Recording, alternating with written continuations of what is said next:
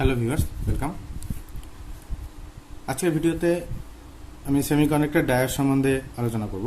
এর আগের ভিডিও পর্যন্ত আমরা এনার্জি ব্যান্ড কনসেপ্ট, ইন্ট্রিনসিক এবং এক্সট্রিনসিক সেমিকন্ডাক্টর অর্থাৎ শক্তিপট্টি, বিশুদ্ধ অর্ধপরিবাহী এবং অবশুদ্ধ অর্ধপরিবাহী ক্ষেত্রে আমি আলোচনা করেছিলাম। বিশুদ্ধ অর্ধপরিবাহী ক্ষেত্রে আলোচনা ছিল যে বিশুদ্ধ অর্ধপরিবাহী ক্ষেত্রে ভ্যালেন্স ব্যান্ডে যতগুলো হোল তৈরি হয়, কন্ডাকশন ম্যাগনেটিক ততগুলি কন্ডাকশন ইলেকট্রন তৈরি হয়। আর সেক্ষেত্রে আমি ধরতে পারি যে এনই ইজ ইকুয়াল টু এনইচ হবে। সেটাকে আমি ধরলাম ইন্ট্রিনসিক ক্যারিয়ার কনসেন্ট্রেশন এনআই, যেহেতু এনআই দুটোর ক্ষেত্রেই সমান হবে। যখন আমরা অবিশুদ্ধ করলাম, অর্থাৎ সেক্ষেত্রে পেন্টাভ্যালেন্ট এলিমেন্ট দিয়ে আমরা এন টাইপ তৈরি করলাম, অথবা ট্রাইভ্যালেন্ট এলিমেন্ট ডোপিং করে আমরা পি টাইপ সেমিকন্ডাক্টর তৈরি করলাম। সেক্ষেত্রে কী হবে, এন টাইপের ক্ষেত্রে ইলেকট্রন সংখ্যা ঘনত্ব হোল সংখ্যা ঘনত্ব থেকে বেশি থাকলো, এবং পি টাইপ অর্ধপরিবাহীর ক্ষেত্রে হোল সংখ্যা ঘনত্ব ইলেকট্রন সংখ্যা ঘনত্ব থেকে বেশি থাকলো। কিন্তু তাদের গুণফলটা সবসময় এই সূত্রটা ফলো করলো, সেই সূত্রটাকে আমরা বলছি ভরক্রিয়ার সূত্র। আজকে আমরা দেখব যে সেমিকন্ডাক্টর ডায়োড কিভাবে তৈরি হয়। এখানে পিএন সংযোগ ডায়োডের একটা স্কিমেটিক ডায়াগ্রাম দেখানো আছে।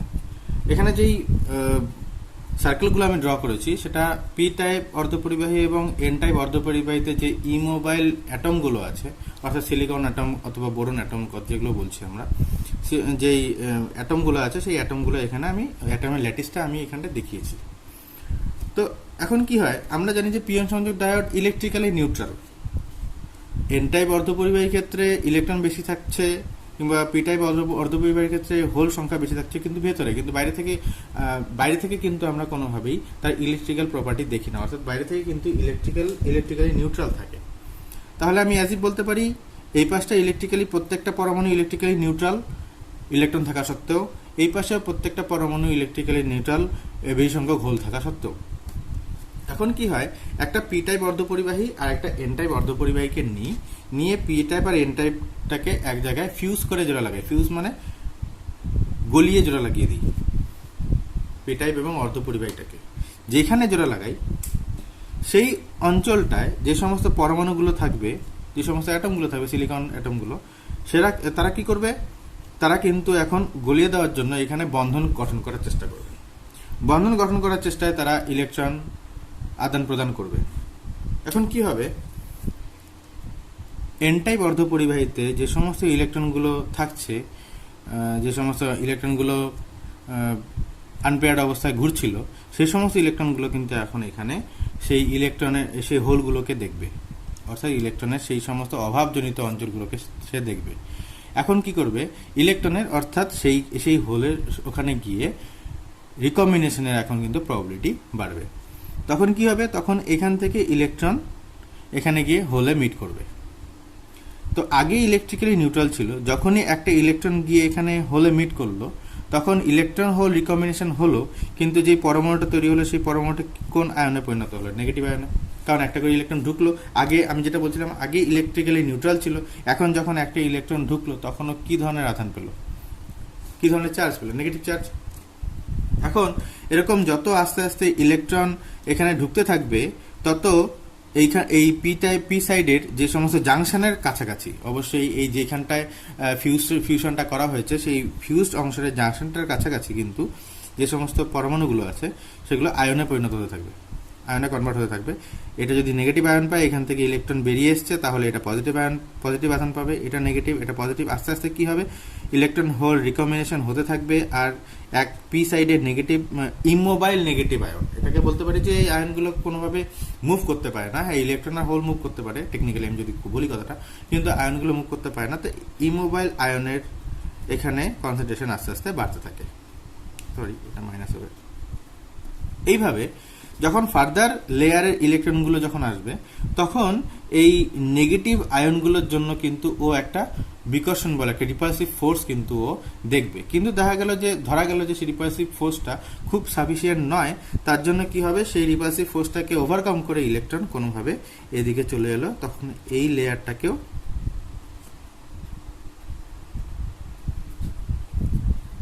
নেগেটিভ করে দিল আর এই লেয়ারটাকে পজিটিভ করে দিল।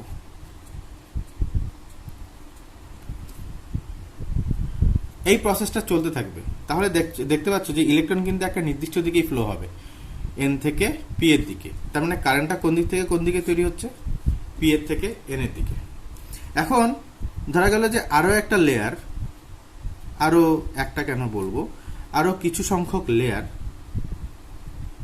এদিকে নেগেটিভ আয়নে আর এদিকে কিছু সংখ্যক লেয়ার পজিটিভ আয়নে কনভার্ট হয়ে গেল। এখন ধরা গেল যে এই নেগেটিভ আয়নের যে অঞ্চলটা তৈরি হলো, সেই অঞ্চলটা রিপালসিভ ফোর্স এতটাই বেশি যে এখন ইলেকট্রন আর এই রিপালসিভ ফোর্সটাকে ওভারকাম করতে পারছে না। অন্য কথা বলতে গেলে হোলগুলো এই পজিটিভ চার্জের যে লেয়ারটা তৈরি হলো, ঠিক লেয়ারটা তৈরি হলো, সেই লেয়ারটার কোনোভাবেই রিপালসিভ ফোর্সকে ওভারকাম করতে পারছে না। সঙ্গে সঙ্গে কি হবে, ইলেকট্রনের যাওয়া বন্ধ হয়ে যাবে, অর্থাৎ কারেন্টটা তখন বন্ধ হয়ে যাবে। এই ধরনের কারেন্টকে আমরা ডিফিউশন কারেন্ট বলি বা ব্যাপন প্রবাহ বলি। কারণ এক্ষেত্রে ইলেকট্রন বেশি ঘনত্বের স্থান থেকে কিন্তু কম ঘনত্বের স্থানে যাচ্ছে, তার জন্য কিন্তু কারেন্ট তৈরি হচ্ছে। একটা নির্দিষ্ট দিকে যাচ্ছে বেশি ঘনত্বের থেকে কম ঘনত্বের দিকে, এবং তার জন্য কিন্তু কারেন্টটা তৈরি হচ্ছে। এই ধরনের কারেন্টকে আমরা ডিফিউশন কারেন্ট বলি। তো একটা স্টেজে গিয়ে ডিফিউশন কারেন্টটা জিরো হয়ে যাবে। এই অবস্থায় আমরা বলতে পারি যে একটা পিএন জাংশন তৈরি হলো। আর যেই অঞ্চলটা ইলেকট্রনটাকে ফার্দার আর ডিফিউজ করতে দেয় না, ব্যাপন হতে দেয় না, সেই অঞ্চলটাকে আমরা বলি ডিপ্লেশন লেয়ার বা নিঃশেষিত অঞ্চল।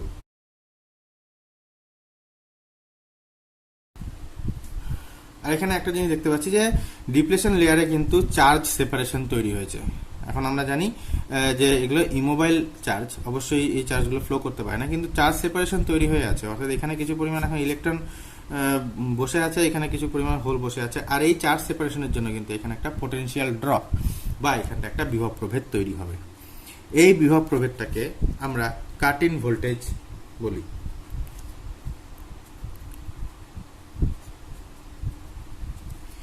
এই বিভব প্রভেদের মানটা বিভিন্ন সেমিকন্ডাক্টরের ক্ষেত্রে বিভিন্ন হয়। যেমন ভিএফ এর মানটা 0.5 ভোল্ট হয় জার্মেনিয়াম সেমিকন্ডাক্টরের ক্ষেত্রে, আর ভিএফটা মোটামুটি 0.7 ভোল্ট হয় সিলিকন ডায়োডের ক্ষেত্রে বা সিলিকনের ক্ষেত্রে, যদি আমরা সেমিকন্ডাক্টরকে ডায়োডটাকে সিলিকন দিয়ে বানাই।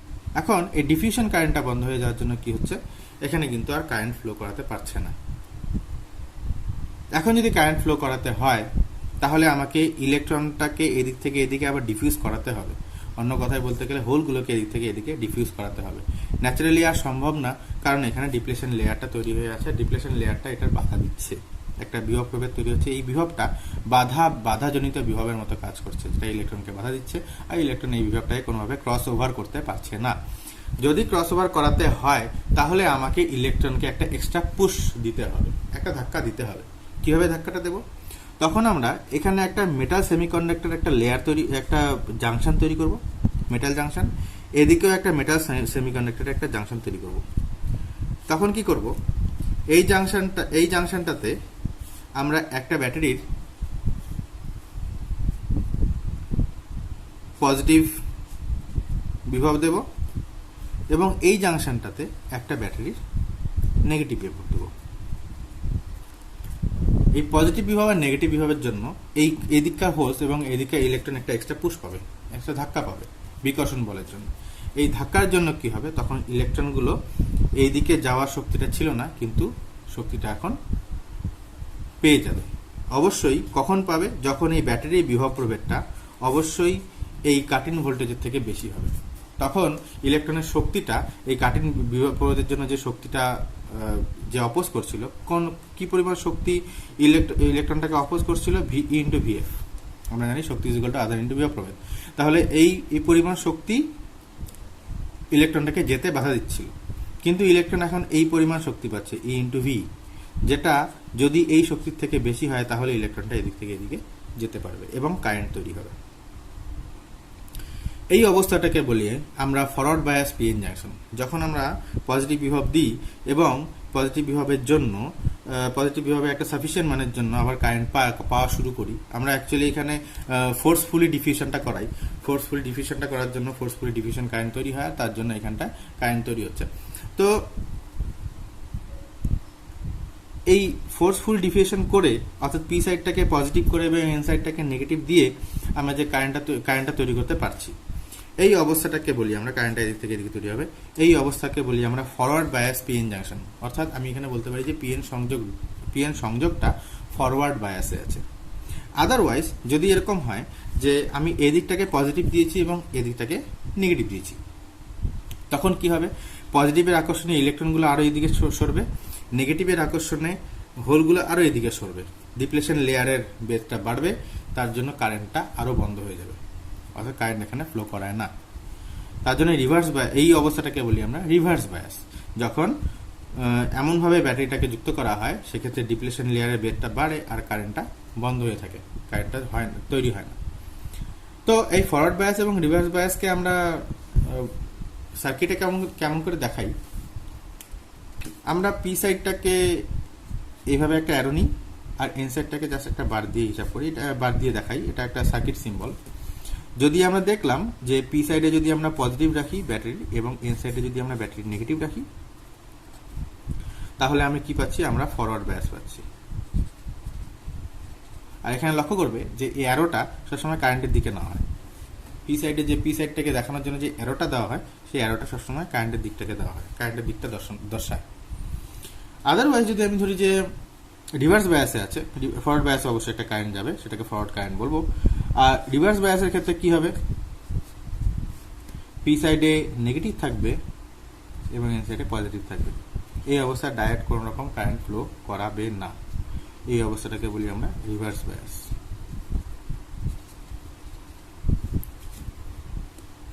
তো আমরা নিঃশেষিত অঞ্চল বুঝলাম এবং ফরওয়ার্ড বায়াস এবং রিভার্স বায়াসে ডায়োড কিভাবে কাজ করে সেটা বুঝলাম। আর এখান থেকে কিন্তু আমরা রেকটিফিকেশনের আইডিয়াটা পাচ্ছি।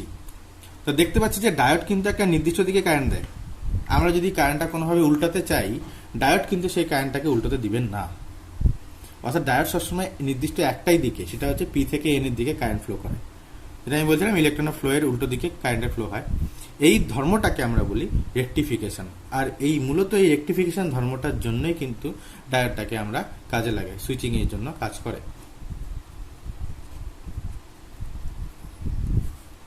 এখন ডায়োডের বৈশিষ্ট্য লেখো বা ক্যারেক্টারিস্টিক গ্রাফে আসা যায়। ক্যারেক্টারিস্টিক গ্রাফ বলতে আমরা কোনো একটা সার্কিটের ক্যারেক্টারিস্টিক গ্রাফ বলতে বুঝি কারেন্ট ভোল্টেজ রিলেশনশিপটা কিরকম। এখন ক্যারেক্টারিস্টিক গ্রাফে যদি আসি, তাহলে আমরা দেখছি যে যখন ফরওয়ার্ড বায়াসে থাকে, ফরওয়ার্ড বায়াসে ও কিছুক্ষণ কারেন্ট দেবে না। কেন দেবে না? যেই ভোল্টেজ, অর্থাৎ এই কাট ইন ভোল্টেজে এই বিভব প্রভেদটা, যেটা পি সাইডে আমি পজিটিভ বিভবটা দিয়েছি, এটা পি সাইডে বিভবটা বোঝাচ্ছে। পি সাইডে যে বিভবটা দিয়েছি সেই বিভবটা অবশ্যই পজিটিভ হতে হবে এবং ভিএফ এর থেকে বেশি হতে হবে।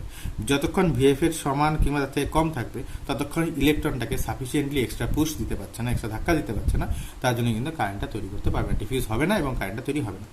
যখনই ভোল্টেজটা ভিএফ এর থেকে বাড়া শুরু হবে, তখন কারেন্টটা আস্তে আস্তে বাড়া শুরু হবে এবং সেই কারেন্টটা লিনিয়ারলি বাড়ে না, আস্তে আস্তে বাড়তে থাকে। বাড়তে বাড়তে হঠাৎ করে একসময় কারেন্টটা অনেকটা বৃদ্ধি পায়। এটা গেল ডায়োডের ফরওয়ার্ড ক্যারেক্টারিস্টিক এবং ফরওয়ার্ড বায়াসে ডায়োড এইভাবে কাজ করে। তো এখন যদি আমরা কোনো মুহূর্তে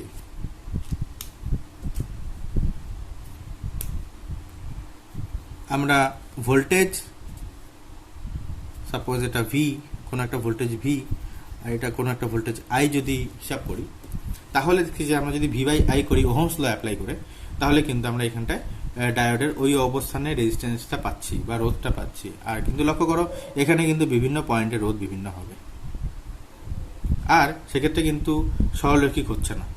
আমরা জানি ওহমের সূত্র কিভাবে ফলো করে। ওহমের সূত্র গ্রাফ হয় এইরকম, মূল বিন্দুগামী সরলরেখা, অর্থাৎ ভোল্টেজটা কারেন্টের সাপেক্ষে সমানুপাতে বাড়বে, কিন্তু এখানে কিন্তু সমানুপাতে বাড়ে না। এই জন্য এই ডায়োডকে আমরা বলি নন লিনিয়ার সার্কিট, অর্থাৎ লিনিয়ারিটি প্রপার্টি দেখায় না। যে সমস্ত সার্কিটগুলো কিংবা যে সমস্ত সার্কিট কম্পোনেন্টগুলো, যেমন ডায়োড একটা সার্কিট কম্পোনেন্ট, আদারওয়াইজ রোধ, আবেশক, ধারক, এই সমস্ত সার্কিট কম্পোনেন্ট, এদের মধ্যে যারা ওহমের সূত্র ঠিকঠাক মানবে তারা linear component, otherwise non linear component. যেমন ডায়োড একটা নন লিনিয়ার কম্পোনেন্ট। তার জন্য ডায়োডের ক্ষেত্রে দুই ধরনের রেজিস্ট্যান্সের কথা আমরা উল্লেখ করি, একটা হচ্ছে ডিসি রেজিস্ট্যান্স, একটা হচ্ছে এসি রেজিস্ট্যান্স। ডিসি রেজিস্ট্যান্সটা সবসময় আমরা যেই অবস্থাটায় ডায়োডের যে গ্রাফটা প্রায় সরলরৈখিক হয়ে আছে, ওই অবস্থায় আমরা যে কারেন্ট ভোল্টেজ ভার্সেস ভোল্টেজের যে রেশিওটা, কারেন্ট এবং ভোল্টেজের রেশিওটা পাই, সেটা দিয়ে আমরা ডিসি রেজিস্ট্যান্স তৈরি করি, ডিসি রেজিস্ট্যান্স মেজার করি। আর এসি রেজিস্ট্যান্স মেজার করার জন্য যেই অবস্থায় যেই অংশটার মধ্যে সরলরৈখিক নয়, সেই অংশটার মধ্যে আমরা একটা স্পর্শক টানি, একটা ট্যানজেন্ট টানি, এবং ট্যানজেন্ট হিসাবে আমরা একটা রাইট অ্যাঙ্গেল ট্রায়াঙ্গেল একটা আমরা কনসিডার করি। আর সেক্ষেত্রে আমরা কিছু পরিমাণ কারেন্টের ভ্যালু পাই, সাপোজ ডেল্টা আই, আর এখানে কিছু পরিমাণ ভোল্টেজের ভ্যালু পাই, অর্থাৎ ডেল্টা ভি ভোল্টেজের পরিবর্তনের জন্য ডেল্টা আই কারেন্টের পরিবর্তন এখানে হয়েছে। তাহলে এখানে এসি রেজিস্ট্যান্সটা হবে আর AC equals to delta V by delta I. আর ডিসি রেজিস্ট্যান্সটা কত হবে? ডিসি রেজিস্ট্যান্সের জন্য এই স্যাচুরেটেড কারেন্ট যেটা হবে, ঠিক আছে, তো স্যাচুরেটেড ভোল্টেজ বলতে পারি আমি ভিএস। আর স্যাচুরেট বলতে এখানে আমরা সরলরৈখিক অবস্থার কথা বলছি, যেমন যেখানটায় গিয়ে সরলরৈখিক হয়ে যায় প্রায় এই অবস্থায়। তাহলে আর এসিটাকে আমি বলতে পারি যে সরলরৈখিক হয়ে গেছে ওই অবস্থায় কোনো একটা কারেন্টের মান বাই ভোল্টেজের মান, এবং ওই অবস্থায় কারেন্টের মান। এভাবে আমরা আরটিসি এবং আর এসি ফরওয়ার্ডের ক্ষেত্রে অবশ্যই ফরওয়ার্ড ডায়োডের ফরওয়ার্ড ডিসি রেজিস্ট্যান্স এবং এসি রেজিস্ট্যান্স আমরা নির্ণয় করি। এই ফরওয়ার্ড ডিসি রেজিস্ট্যান্স এবং এসি রেজিস্ট্যান্স খুবই কম হয়, 10 ওহম থেকে ম্যাক্সিমাম 100 ওহমের মতন হয়, খুবই কম রেজিস্ট্যান্স থাকে ফরওয়ার্ড রেজিস্ট্যান্স থাকে, এই জন্য খুব কম যদি। রিভার্স বায়াসে এখন আমরা আসি, রিভার্স বায়াসের ক্যারেক্টারিস্টিকটা কিরকম। রিভার্স বায়াসে আমি যেটা বলছিলাম যে কিছু সময় তো কারেন্ট দেবে না, রিভার্স বায়াসে আমি বলছিলাম কারেন্ট দেয়ই না, কিন্তু দেখা যায় যে রিভার্স বায়াসের ভোল্টেজটা যদি 5 থেকে 6 ভোল্টের কাছাকাছি না হয়, তখন রিভার্স বায়াসে হালকা কারেন্ট বাড়তে দেখা যায়। আর যদি তার থেকেও কারেন্ট আমরা বাড়ানোর চেষ্টা করি, সঙ্গে ভোল্টেজটাকে বাড়ানোর চেষ্টা করি, সঙ্গে কারেন্টটা এতটা বাড়ে, ভোল্টেজ বাড়াতে চাইলে কারেন্ট বেড়ে যায়। এই অবস্থাটাকে বলি আমরা ব্রেকডাউন। কারণ এই অবস্থাটায় ডায়োডের মধ্যে কারেন্টটা এতটা বেশি হয়, ডায়োডটা এই অবস্থায় খারাপ হওয়ার প্রবণতাটা থাকে, অর্থাৎ নিঃশেষিত অঞ্চলটা গলে যাওয়ার প্রবণতা থাকে। আর নিঃশেষিত অঞ্চলটা অর্থাৎ ডিপ্লেশন লেয়ারটা যদি গলে যায়, তাহলে রেকটিফিকেশনটা সম্ভব নয়। তার জন্য কিন্তু ডায়োডটা এই অবস্থায় খারাপ হয়। কিন্তু এই অবস্থার একটা ভালো ক্যারেক্টারিস্টিক কি, যদিও সেটা ইউজফুল ক্যারেক্টারিস্টিক আমি বলবো, সেটা হচ্ছে এই অবস্থায় ভোল্টেজটাকে যত বাড়াতে চাই ভোল্টেজটা বাড়ে না, কিন্তু কারেন্টটা বেড়ে গিয়ে ভোল্টেজটাকে ফিক্স করে দেয়। এই ভোল্টেজটাকে আমরা ভিজেড দিয়ে বলছি, ভোল্টেজটাকে এখানে ফিক্স করে দেয়, অর্থাৎ এখানে ভোল্টেজ রেগুলেশন করাচ্ছে। আমি ভোল্টেজ বাড়াতে চাইছি কিন্তু ভোল্টেজ বাড়াতে দিচ্ছে না, কারেন্ট বাড়িয়ে দিয়ে আবার ভোল্টেজটাকে ধ্রুবক করে দিচ্ছে। এই অবস্থাটাকে আমরা বলি, এই প্রপার্টিটাকে বলি আমরা ভোল্টেজ রেগুলেশন। তো সামহাও বাই ভার্চু এখানে আমরা দেখছি যে ডায়োডের রিভার্স ক্যারেক্টারিস্টিকে দেখছি আমরা ডায়োডের ব্রেকডাউনের অবস্থায় ডায়োড খারাপ হতে পারে, কিন্তু ব্রেকডাউনে কিন্তু ডায়োড আবার ভোল্টেজ রেগুলেশন ধর্মটা দেখায়, যেটা আমরা পরবর্তীতে জেনার ডায়োডে ইউজ করি। সেটা আমি পরে কোনো একটা ভিডিওতে ডিসকাস করব। তো এটা গেল ডায়োডের ফরওয়ার্ড এবং রিভার্স ক্যারেক্টারিস্টিক। এখন রেকটিফিকেশন করাচ্ছে, আর এই রেকটিফিকেশনের ধর্মের উপরে ভিত্তি করেই কিন্তু আমরা ডায়োড রেকটিফায়ার তৈরি করি। অর্থাৎ সেক্ষেত্রে রেকটিফায়ারটাকে তৈরি করা হয় এসি থেকে ডিসিতে কনভার্ট করার জন্য।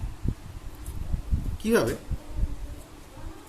তো ফার্স্ট অফ অল, যেটা প্রিলিমিনারি রেকটিফায়ার ছিল, এখন ইউজ করা হয় না, ছিল বলতে বলছি যে এখন আর ইউজ করা হয় না। তো সেক্ষেত্রে কি হয়,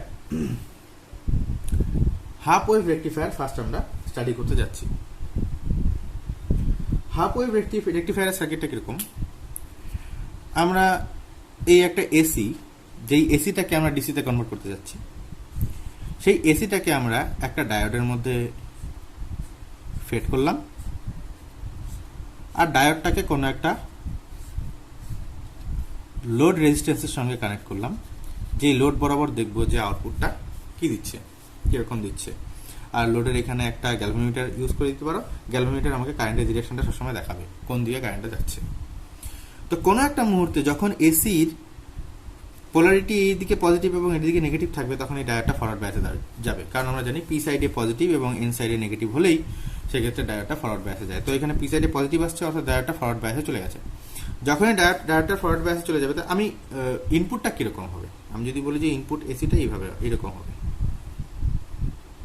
এটা হবে আমার কাছে ইনপুট এসিটা। হ্যাঁ, এটা আবার রিপিট করবে, এসিটা এই ইনপুট এসিটা আস্তে আস্তে রিপিট করতে থাকবে। তো যখন এই এনটা পজিটিভ, অর্থাৎ এই পজিটিভ হাফ সাইকেলের জন্য এই এনটা যখন পজিটিভ, তখন কি হবে, এর ডায়োডটা ফরওয়ার্ড বায়াসে যাবে, আর ডায়োডটা ফরওয়ার্ড বায়াসে যাওয়ার জন্য পজিটিভ হাফ সাইকেলটা আমাকে আউটপুটে শো করাবে। কোন দিকে? এই দিকে, কারণ আমরা জানি এইদিকে কারেন্ট দেবে, এই দিকটাতে কারেন্ট দেবে। যখনই নেগেটিভ হাফ সাইকেলটা চলে গেল, অর্থাৎ তখন এই এনটা নেগেটিভ হবে, এই এনটা পজিটিভ হবে, সঙ্গে সঙ্গে এই ডায়োডটা রিভার্স বায়াসে চলে যাবে। আর যখনই রিভার্স বায়াসে যাবে তখন আর কারেন্ট দেখাবে না, ওই সাইকেলটা আর দেখাবে না। তার পরবর্তী পজিটিভ সাইকেলটা আবার দেখাবে, তখন ওই পজিটিভ সাইকেলের জন্য আমি কারেন্ট আবার পাবো। অর্থাৎ এখানে দেখছি যে একটা ফুল এসি ওয়েভের আমরা ফুল এসিটা পাচ্ছি না, অর্ধেকটা পাচ্ছি, হাফ ওয়েভ পাচ্ছি। তার জন্য এই ধরনের রেকটিফায়ারকে হাফ ওয়েভ রেকটিফায়ার বলা হয়। তো যেটা বললাম যে এসি থেকে ডিসিতে, এখন ডিসি কেন বলছি, কারণ একই দিকে কারেন্ট যাচ্ছে, ডিসি দিচ্ছে, অর্থাৎ কারেন্টটা সমপ্রবাহ হয়ে গেছে, একই দিকে কারেন্টটা হয়ে গেছে। কিন্তু এখানে আমরা যেহেতু নেগেটিভ হাফ সাইকেলটা পাচ্ছি না, তাহলে এখানে পুরো ডিসিতে কনভার্ট করলেও আমরা এসির কিন্তু পুরো ইলেকট্রিক্যাল এনার্জিটা এখানে ইউজ করতে পারছি না। তাহলে আমাকে হাফ ওয়েভ রেকটিফায়ার নিলে চলবে না, আমাকে ফুল ওয়েভ রেকটিফায়ার নিতে হবে। ফুল ওয়েভ রেকটিফায়ারের সার্কিটটা এখন আমি ড্র করছি। তো ফুল ওয়েভ সার্কিটটাকে এখানে দেখানো হয়েছে। এখানে দুটো ডায়োড ইউজ করা হয় এবং দুটো ডায়োডকে একটা ট্রান্সফরমারের সেন্টার ট্যাপিং হিসাবে ইউজ করা হয়, সেন্টার ট্যাপিং এর সাহায্যে ইউজ করা হয়। কিভাবে বলছি, প্রথমে এই যে ইনপুট এসিটাকে আমি ডিসিতে কনভার্ট করতে যাচ্ছি, সেটাকে আমরা একটা ট্রান্সফরমারের মধ্যে ফিট করি। ট্রান্সফরমারের মধ্যে এমনভাবে ফিট করি, আমি যদি ধরে নিই যে আমি এখানে ভিভিও পার্থক্য দিচ্ছি, তো আর এল একরসে আমি ভিভিও পার্থক্যই পেতে চাই, তাহলে কি করতে হবে, তাহলে এই ট্রান্সফরমারটাকে এমন একটা স্টেপ আপ ট্রান্সফরমারের সঙ্গে যুক্ত করতে হবে যার সেকেন্ডারিতে পাক সংখ্যা প্রাইমারি পাক সংখ্যা থেকে দ্বিগুণ হয়। তাহলে যদি এখানে ভোল্টেজ ভি হয়, আমার এই অ্যাক্রসে ভোল্টেজটা পড়বে 2V। আর তারপরে কি করছি আমরা, তারপরে আমরা এখানে সেন্টার ট্যাপ করে দিচ্ছি, অর্থাৎ এই ট্রান্সফরমারের একদম যে পাক সংখ্যাটার মাঝখান থেকে একটা তার নিয়ে আমরা এখানে আরএল যুক্ত করলাম। অর্থাৎ এই মাঝখানে নেওয়া মানে এটা কি, এই যে 2Vটাকে আমরা ভি এবং ভি এই দুটো অংশে ভাগ করছি। এই সার্কিটের মধ্যে ভি পড়ছে, এই সার্কিটের মধ্যে ভি পড়ছে, এটা ইনসুলেশন চিহ্ন। এই চিহ্নটা বলতে বোঝায় যে এই তারের সঙ্গে এই তারের কানেকশন নেই। যাই হোক, তো এখন কি হবে, যখন ফার্স্ট হাফ সাইকেলের জন্য, এই ফার্স্ট পজিটিভ হাফ সাইকেলের জন্য, ইনপুটের ফার্স্ট পজিটিভ হাফ সাইকেলের জন্য, তখন কি হবে, এই এনটা পজিটিভ থাকবে এবং এই এনটা নেগেটিভ থাকবে। তার মানে এই এনটা পজিটিভ, এই এনটা নেগেটিভ, এই এনটা নেগেটিভ এবং এটা পজিটিভ, এটা নেগেটিভ, অ্যাজ ইফ দুটো ব্যাটারির মতো। একটা ব্যাটারিকে আমি ভেঙে দুটো ব্যাটারি বানিয়েছি। তো সেক্ষেত্রে কি হবে, এই ডায়োডটা পজিটিভ, এই ডায়োডটার পি সাইডে পজিটিভ, তখন এই ডায়োডটা অন থাকবে। কিন্তু এই ডায়োডটার পি সাইডে নেগেটিভ, অর্থাৎ এই ডায়োডটা অফ হয়ে যাবে। তখন এই ডায়োডটা কারেন্ট আরএল বরাবর দেবে, অর্থাৎ আমি ফার্স্ট হাফ সাইকেলটা পাবো। এই বরাবর দিচ্ছে কারেন্টটা। নেগেটিভ হাফ সাইকেলে কি হবে, নেক্সট হাফ সাইকেলে এটা নেগেটিভ থাকবে, এটা পজিটিভ হয়ে যাবে। তার মানে এই এনটা নেগেটিভ হবে, এই এনটা পজিটিভ হবে, আবার এই এনটা নেগেটিভ হবে, এই এনটা পজিটিভ হবে। তখন কি হবে, তখন এই ডায়োডটা যেহেতু পি সাইডে নেগেটিভ, এই ডায়োডটা রিভার্স বায়াসে চলে যাবে এবং এই ডায়োডটা যেহেতু পি সাইডে পজিটিভ, তখন এই ডায়োডটা অন হয়ে যাবে। তখন এই ডায়োডটা কারেন্ট এই বরাবর দিয়ে আরএল বরাবর একই দিকে কারেন্ট দিচ্ছে, দিয়ে সার্কিট ক্লোজ করাবে। অর্থাৎ আমরা আরএল এর দিকে একই দিকে কারেন্ট পাবো, আরএল এর মতো দিয়ে। নেক্সট হাফ সাইকেলটাও একই রকম পাবো, আরএল এর মতো দিয়ে একই দিকে। অর্থাৎ যেটা দেখতে পাচ্ছি, আমরা পজিটিভ দিকগুলোই পাচ্ছি। আমরা যদি এটাকে পজিটিভ দিক ধরে নিই, আমরা পজিটিভ দিকগুলোই পাচ্ছি। অর্থাৎ আমরা এই এসিটাকে, যেটা পোলারিটি চেঞ্জ করছিল বারবার, সেটাকে আমরা সিঙ্গেল পোলারিটিতে নিতে পারলাম, হয় পজিটিভ, আর যদি আমরা ইচ্ছা করি আরএলটাকে যদি উল্টো ভাবে বসাই, তাহলে আমরা নেগেটিভ পোলারিটি পাবো। অর্থাৎ হয় পজিটিভ পোলারিটি পাবো, হয় অথবা নেগেটিভ পোলারিটি পাবো। তাহলে দেখতে পাচ্ছি যে এখানে আমরা এসিটাকে ডিসিতে কনভার্ট করতে পারছি, একই দিকে কারেন্ট যাচ্ছে। কিন্তু অবশ্যই এটা ফ্লাকচুয়েটিং ডিসি। এই ফ্লাকচুয়েটিং ডিসিটাকে স্মুথ ডিসি করার জন্য, একদম স্মুথ ডিসি করার জন্য সেক্ষেত্রে ফিল্টার সার্কিট ইউজ করা হয়। ফিল্টার সার্কিট পরবর্তীতে কোনো ভিডিও টপিক হবে। তো এখন এখানে কি হয়, যেই ডায়োডটা রিভার্স বায়াসে থাকে, সেই ডায়োডটার পিক ইনভার্স ভোল্টেজটা অনেক বেশি হয়, পিআইভি। অর্থাৎ যেটা রিভার্স বায়াসে থাকে তার অ্যাক্রসে যে বিভব প্রভেদটা তৈরি হয়, সেই বিভব প্রভেদটাকে আমরা পিক ইনভার্স ভোল্টেজ বা পিআইভি বলি। তো যখন কোনো একটা ডায়োড অন থাকে, ওই অবস্থায় আরেকটা ডায়োড অফ থাকে, যে ডায়োডটা অফ থাকে তার পিক ইনভার্স ভোল্টেজটা টোটালটা পড়ে, অর্থাৎ 2V পেয়ে যায়।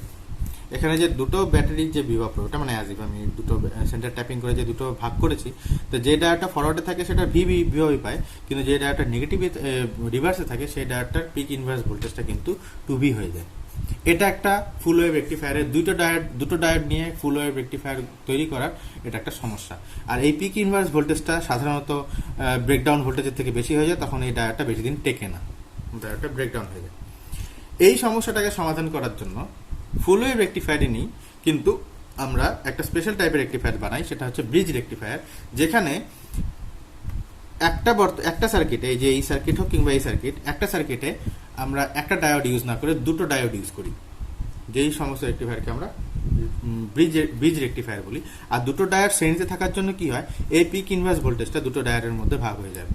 রিভার্সে থাকলে দুটো থাকবে, ফরওয়ার্ডে থাকলে দুটো থাকবে, আর যে রিভার্সে যে দুটো ডায়োড থাকছে তার রিভার্স ভোল্টেজটা, এই 2V ভোল্টেজটা সেই দুটো ডায়োডের মধ্যে ভাগ হয়ে যায়। তার জন্য প্রত্যেকটা ডায়োডের পিক ইনভার্স ভোল্টেজ V থাকে, আর তার জন্য কোনো ডায়োডই খারাপ হয় না। ব্রিজ রেকটিফায়ারটা দেখতে এরকম, এই রেকটিফায়ারটাকে আমরা বলি ব্রিজ রেকটিফায়ার। আর এখানে দেখতে পাচ্ছি যে ফরওয়ার্ডে দুটো ডায়োড শ্রেণীতে আছে, অর্থাৎ যদি এটা পজিটিভ থাকে এটা নেগেটিভ থাকে, তখন কারেন্ট এই ডায়োড দিয়ে ঢুকবে, RL বরাবর যাবে, গিয়ে এই ডায়োড দিয়ে কারেন্টটা বেরিয়ে চলে আসবে। আর রিভার্স বাই যখন এটা এই দিক পজিটিভ থাকে, যখন এটা নেগেটিভ থাকে, আর যখন এটা নেগেটিভ হয় এটা পজিটিভ হয়, তখন এই দুটো ডায়োড অন হয়, এই দুটো ডায়োড অফ থাকে। আর সেক্ষেত্রে কি হয়, রিভার্স অবস্থায় যে দুটো রিভার্স অবস্থায় কটা ডায়োড আছে, দুটো ডায়োড শ্রেণী সমবায় থাকছে। আর তার জন্য কি হয়, এই পিক ইনভার্স ভোল্টেজটা এই দুটো ডায়োডের মধ্যে ইকুয়ালি ডিভাইড হয়। আর তার জন্য যদি ডায়োড দুটো একদম রেজিস্ট্যান্স ইকুয়াল হয়, রিভার্স রেজিস্ট্যান্স যদি ইকুয়াল হয়, তো সেক্ষেত্রে কি হয়, সেক্ষেত্রে এই পিক ইনভার্স ভোল্টেজটা দুই ভাগে ভাগ হয়। তার জন্য ডায়োডের অ্যাক্রসে যে ভোল্টেজ সেটা ব্রেকডাউন ভোল্টেজে যায় না, রিচ করতে পারে না, তার জন্য ডায়োডটা অনেকদিন টেকে। বর্তমানে যে কোনো পাওয়ার সাপ্লাই, অর্থাৎ যেখানে আমরা রেকটিফিকেশনটা ইউজ করি, প্রিলিমিনারি রেগুলেটেড পাওয়ার সাপ্লাই বানানোর জন্য সবসময় আমরা ব্রিজ রেকটিফায়ারটাকেই ইউজ করি।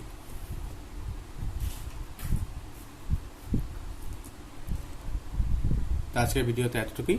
নেক্সট ভিডিওতে সেমিকন্ডাক্টর ডায়োড সম্পর্কিত এবং ট্রানজিস্টর সম্পর্কিত আরো ডিটেল আলোচনা করা হবে। Thank you.